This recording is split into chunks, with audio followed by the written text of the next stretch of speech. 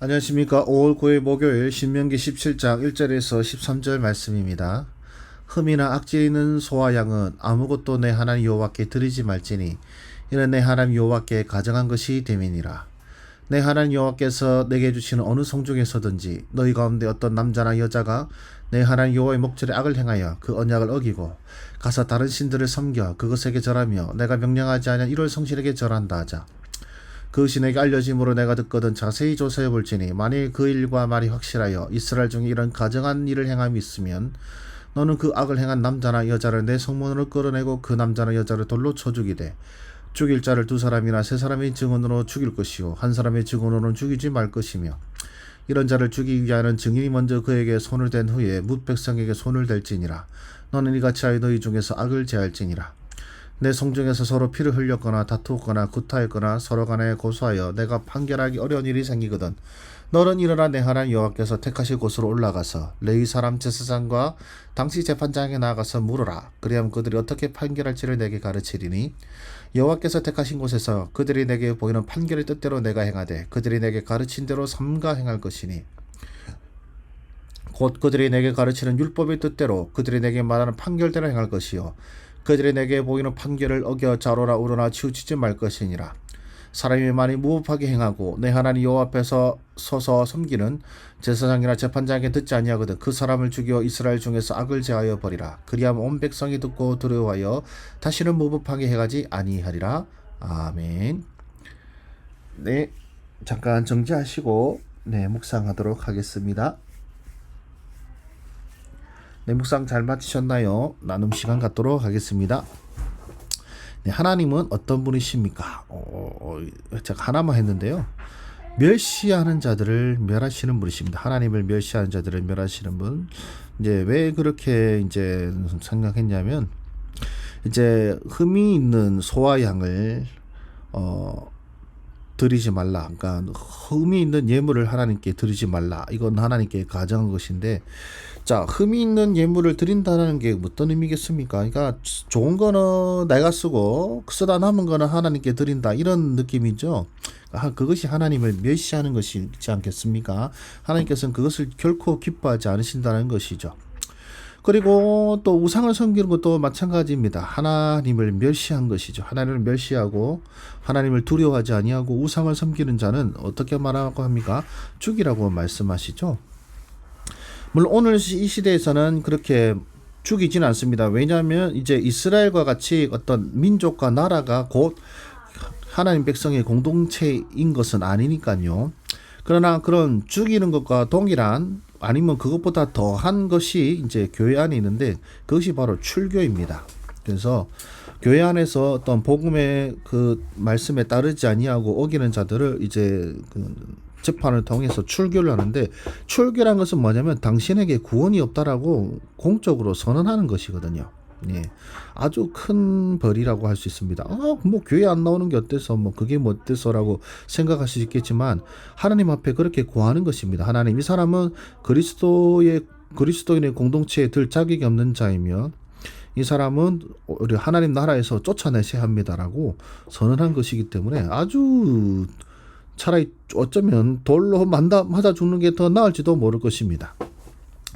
어쨌든 그런 것이 있고요. 그 다음에 또 뭐가 있습니까? 이제 재판이 벌어졌을 때에 하나님께서 세우신 어떤 레위 사람 제사장이나 혹은 재판장의 권위를 무시하고 하나님께서 세우신 그들의 판결을 어기면 어떻게 합니까? 예, 그것도 죽이라고 하십니다. 예. 즉, 이거 다 하나님을 멸시하는 자들인 것이죠. 하나님께서 세우신 권위를 멸시하는 것도 하나님을 멸시하는 것이고, 우상을 섬기는 것도 하나님을 멸시하는 것이고, 또 어떤 흠 있는 예물을 드린 것도 하나님을 멸시함입니다. 그리고 그 멸시하는 자들을 멸하시는 분이 우리 하나님이신 것이죠.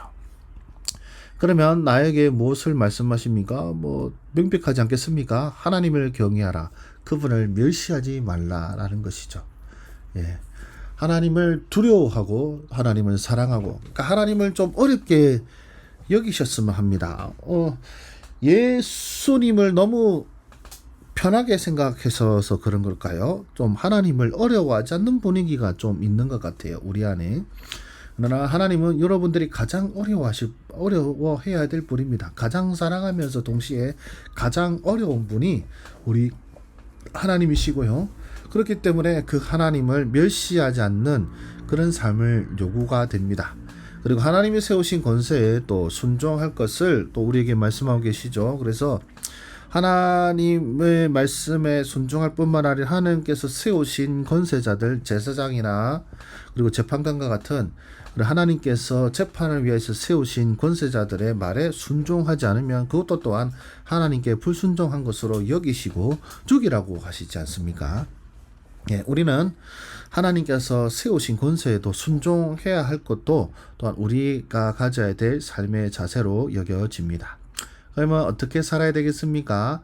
내게 주신 것을 주의 이름에 합당하게 사용하자. 이제 저 같은 경우에는 어떻게 보면 하나님께서 세우신 직분자니까요, 목사로서. 그렇다면 그것을 이제 내 말을 안 들으면 하나님께서 당신들을 벌하실 거야, 뭐 이렇게 하면서 내 마음대로 내게 주신 권세를 사용한다면 저는 정말로 지옥에 들어갈 자이지 않겠습니까? 오히려 내 말에 있는 하나님의 권세의 그 두려움과 또 어미를 깨닫고 내 말 한마디에 누군가의 생명이 걸려 있음을 생각하면서 조심스럽게 그리고 우리 주님 이름에 합당하게 제게 주신 권세를 사용하는 것이 올바른 권세자의 자세가 아닌가 생각이 듭니다. 그래서 목사이기에 하나님을 가장 경외하는 자로서 정말로 두렵고 떨림으로 그 한마디 한마디에 하나님의 말씀을 선포하겠다라고 생각을 하게 되었고요. 그래서 저도 주를 경외하자라고 했습니다. 하나님을 가장 어려워하면서도 하나님을 가장 사랑하는 삶.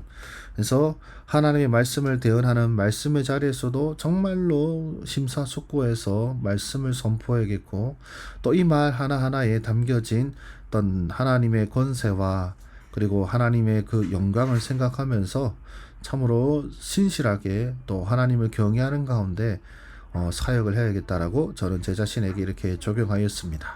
여러분들은 어떻게 적용하셨는지요? 또 여러분들에게도 주시는 하나님의 풍성한 은혜가 있기를 바라며 기도하고 마치겠습니다.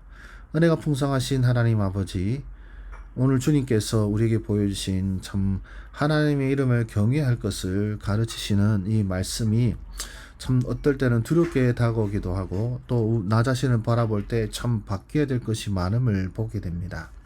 주여, 우리 삶 속에 하나님을 가볍게 여기는 어리석음이 있지 않았는지 우리 자신을 돌아보게 하시고 하나님 이름을 가장 존귀하게 여기며 그 하나님 이름의 영광을 위하여 살아가는 하나님의 백성들 되게 하여 주시옵소서. 예수님의 이름으로 기도드립니다. 아멘. 네, 감사합니다. 수고하셨습니다.